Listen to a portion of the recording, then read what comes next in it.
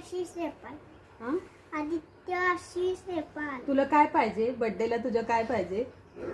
आम्ही काल गाडी बघितली होती ती. कुठली गाडी? आम्ही काल पप्पाने बघितली होती ती. ती पाहिजे. होय. आणि खाऊला गोळी पाहिजे ना? हा हा. कसली गोळी असते? ती ब्राउन केक मध्ये आम्ही काल बघितली होती ती. केक मध्ये असते ती ब्राऊन कलरची. हा हा जेम्स जेम्स हा.